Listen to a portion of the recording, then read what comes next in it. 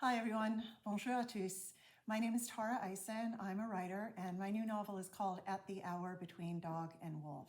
It's the story of a young Jewish girl living in hiding as a Catholic orphan in World War II France.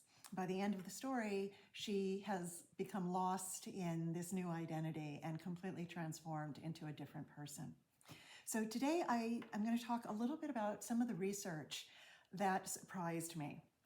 One thing is that in the early days of the war, of the occupation, the French began rounding up Jews for deportation before the Nazis even asked them to.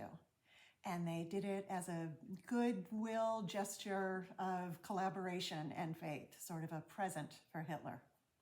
Another thing I learned is that in the very early days, the Germans and the French had very different ways of defining who was and was not to be counted as Jewish.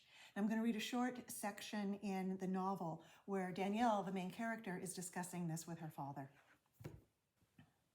We're hardly Jewish at all, are we? We hardly ever go to synagogue.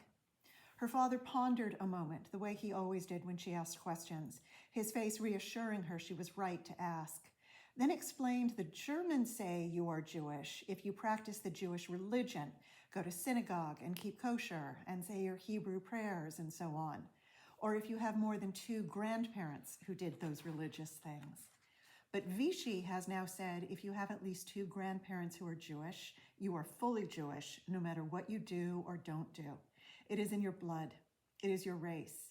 It is who and what you are. He showed her his identity card, Martin, Paul, stamped Juif, and her mother's, Martin, Rachel, Juive. Danielle had seen those cards 100 times. They didn't have those stamps before. So initially there was a distinction drawn between French Jews and foreign Jews. And the French Jews were the people who had been living in France for generations, maybe hundreds of years. They had totally assimilated and were considered as much, if not more, French than they were Jewish. The foreign Jews were the other ones. These people were typically recent immigrants from Poland, Germany, Hungary, the Soviet Union, and they were viewed with suspicion. They're taking our jobs, they're ruining our culture, they're not trustworthy, they'll never truly be French. All of the xenophobic and racist arguments that are used against immigrants today. At first, only Jews in the occupied zone were forced to wear the Jewish star.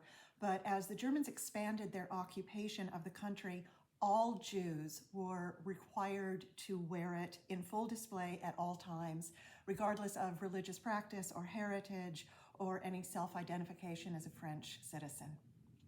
So later in the novel, Danielle is well into her transformation into Marie-Jeanne. And she's internalized the anti-Semitism around her to the point of denying her Jewish identity and fully committing herself to Catholicism.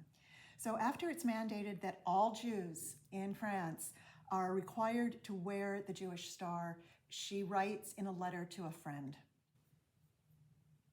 Father Tournelle was also unhappy. The Jewish people in the occupied zone are wearing yellow stars on their clothing now. But that makes sense to ask the Jews to wear that star because many of them look like regular people, so how else could you tell? And it's a sign of their faith, isn't it? So I think they should be proud to wear those stars.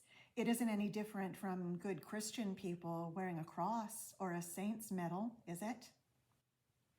And to me, this is really a critical moment in the story and in Danielle's path, because by now Marie-Jeanne has rationalized this insidious perspective and actually believes it.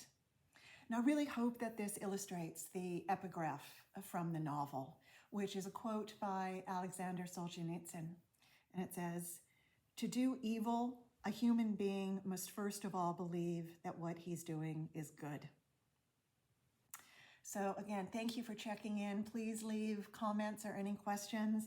And if you get a chance to read the book, I hope you enjoy it. Thanks.